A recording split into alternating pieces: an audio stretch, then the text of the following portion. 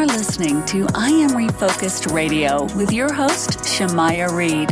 This show is designed to inspire you to live your purpose and regain your focus. And now, here's your host, Shamaya Reed. Hey, welcome to I Am Refocused Radio. We are here once again. And today we have another show lineup for y'all. We have our guest, Maggie P. Kelly. She is going to talk to us not just about her life, but also about her awesome book that you can get right now on Amazon. It's Recovering from Depression, a guide to overcoming your self-sabotaging behaviors and learning healthy coping mechanisms. So first and foremost, I want to welcome you, Maggie, to the show. How you doing today? I am doing fantastic. Thanks for having me. Well, I appreciate you being on here. So before we dive into your book, kind of give us a little bit about yourself. And obviously you have overcome this, situation of going through depression and you using this book to inspire people. So tell us a little bit about yourself. Sure. So I started first experiencing depression when I was around 13. And at the time, depression wasn't a topic that people were talking about. So I was very unaware of what was going on in me. It was like this alien in force. And I just knew that I had this deep sense of emptiness in me. And it's kind of followed me throughout the years. And trust me, it is not pleasant. It kept me from being able to live to the best of my abilities because I was just so dissociative and empty. In high school, it kept me from being able to hang out with friends and participate in extracurriculars. And it was so bad that in college, I had to take a semester off and come home. At that point, it basically went downhill. I had a lot of really bad spells of depression from about 2014. It was when I first left college, and it just started this whole 5-year period of complete crap that was going down in my life. I was struggling with depression. My dad was dying. My aunt was dying. My dog died. And then everyone else followed suit. And then to top it all off, when COVID hit, I started to experience these dissociative episodes. And that was really weird and really scary because there was no determining trigger that brought them on. They just kind of happened. And so one night I was downstairs at my home and I was texting my sister saying, wow, I feel really weird. It feels like I could be on drugs because I was so detached from my mind. And so she helped me through that. And then in the winter, that's when the bad one really hit. I had a complete disconnect from my mind. It's called a psychotic break for a reason. And I was shouting and doing crazy things and saying crazy things. And it got me committed to a mental hospital for 3 months. The only reason I was able to get out was because we discovered ECT was an option. And I met a fantastic doctor when I was in the hospital that recommended me for an ECT program in Charleston. And so I went down, I drove 2 hours down to Charleston 3 times a week for about 2 months while I had shock therapy on my brain. So ECT is when you get electrodes placed on your temple and chest, and it sends shocks that create mini seizures in your brain. And it does that to kind of help rewire. And it's like rebooting a computer, kind of. So it helped kind of rewire my neurons and get them back in line so that I stopped having this episode. And after that, I was finally able to get back on track and get to a place where I actually felt happy and content in my life. It took a few months while I was adjusting, and I had to go through a lot of therapy. I had a psychiatrist that was great, and I had really supportive family members, which is really helpful because there's no way I would have gotten through without it. And with that said, in your book, in the description, it talks about how you had to stitch your way back together and understand the whole process. So you kind of touch on, the process of what you had to go through, going through the mental hospital and facing, those battles with professional help. I mean, when you decided that you want to write this book, was it partial for those who may not understand the personal battles that you had to go through? What was your goal in creating this book as a platform to shed light on this issue?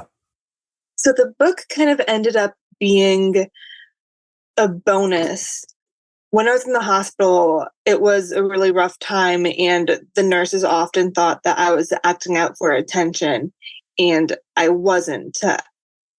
So it was hard to get the help, and I constantly had new doctors on the rotation. Like every day, there'd be a new doctor that would come in, they would switch my medication, and then I'd barely be on it for 24 hours before someone else would come in, change their diagnosis of me, and switch my medication again.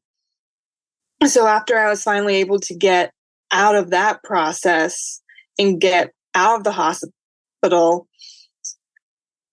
I had a long period where I was just kind of not depressed, but I just lacked the energy to do anything. And during that period, I started to knit a lot. So I kind of knit my way through depression as well. And one day, my cousin reached out to me and said that she wanted to do a life coaching thing with me and offered to help me out. And so she helped me. We had like 2-hour phone calls every day where she helped me like put together a resume and look for jobs and kind of helped me get my feet back on the ground and running. And so I was able to get my first job, and that really helped establish stability for me. And as the months went on, I started to feel more stable and more stable until one day I realized, oh, I actually feel much better. And I started writing it in about September of 2021. It was to help me kind of get through everything I had gone through. I read an article online of someone who had written every day for 365 days. And I thought to myself, hey, I could do that. So I started writing on this site called Medium. And I wrote and published an article every single day. And as I continued writing, I realized that a lot of the theme was around mental health and my experiences. And so I started to pull the articles together and place them in order. And slowly it started to form a book. So I just organized it and edited it. And finally, I had a rough draft, and I went through the motions of publishing the book. And now it's on Amazon, which is really cool. I've sold like over 500 copies, which for a new author can be a lot. That's so great. I'm really proud of how far the book has come, and I'm really excited to see where it goes. Yeah, and that's not bad. First time author being able to sell those many books. That's pretty awesome. Now, there's two bits in the book that when you kind of unpack for the audience, there's one part of the book you talk about being an active participant in your own recovery. I think that's crucial. And then the next one is the health triangle to recover. Start with the first one. Explain to the audience that section that you wrote about being an active participant in your recovery process. Yeah. So when I was undergoing ECT, the thing my doctors kept telling me is you have to be an active participant in your recovery. And they explained that more in depth just by saying that I couldn't expect my recovery to just continue without any work on my end. It required me putting in the effort and work to get better because you need to be an active participant. And if you're not, you risk falling backwards. So as I began to take stock of my life, I tried really hard to make sure that I was actually trying. Now, the next part, that one you touch on, is the health triangle to recover. What is the health triangle and how did you use that as a tool? So the health triangle talks about three different health components: the mental, physical, and I believe social. And each one plays a part in your overall health. So physically, of course, you want to be fit and be on a good diet. Socially, you want to have like active communication with your friends and loved ones. And mentally, you want to be in a good brain space that you can continue to live. So they all kind of work together. And the physical and mental, especially, create a loop. So if you feel physically flat and you don't work out, chances are you will start to feel bad mentally as well. And so that'll lead to a bad mental state. But if you can break that loop and start with one or the other, then you can reverse it.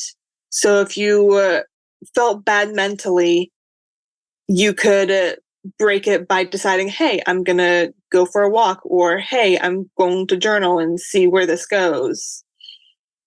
And use that to kind of reverse the process of being down and instead go upwards instead.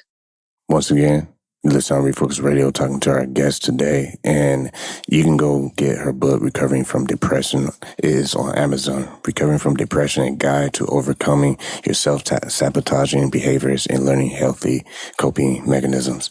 Now, Maggie, when you look back at how far you came, do you find yourself rereading some of the things you wrote in your book just for yourself? Almost like a maintenance tool. Like, this is something I have to keep using. You know, it's not something I will stop using. I do. I look back on a lot of the materials and things that I referenced and just remember that some of the habits are so crucial to be able to continue my development. Like, that's why writing played a huge part in my recovery, because it allowed me to just get it out of my head and sort through it all. And then I started walking again, which was a big part of it as well. And all these things I talked about in my book and how I was able to move forward in my life. And I can't stress the importance of just having the right resources and tools and knowing that even though it's hard to find help, there is help out there. And with the help that you got professionally from doctors, do you still find yourself using those resources to today?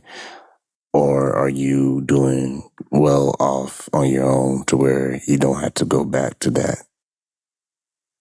I do. I do still use the resources because they're good for maintenance. That's good. Now, if someone listening to this, what's some of the signs that you think can kind of send off a signal that someone could be facing, depression based on your own experience? What are some of the signs that someone can pick up on for another person or So themselves? a lack of energy is a big one. So if you notice someone who's becoming more withdrawn or more isolated, that can be a huge clue. When I was in college, that was like one of the number one factors in my depression was that I was so isolated from friends. And then if you notice someone who, like the thing about depression is there are signs. And if you start to look, you'll notice people who say things that are just a little off, or they'll act in a way that is a little bit more maybe standoffish. That's probably not the right word, but they become less interested in life. So people who you see are kind of backing off or isolating themselves is something to look out for. People who don't eat or overeat are common signs. And really just check in with your loved ones because often people hide it really well. And it just takes one check in of saying, hey, how are you doing this week? Is everything going okay? Can be the difference between having a good day and a bad day. And it can change someone's perception of how they feel. So they'll feel better and they'll feel more connected, and that helps alleviate the depression.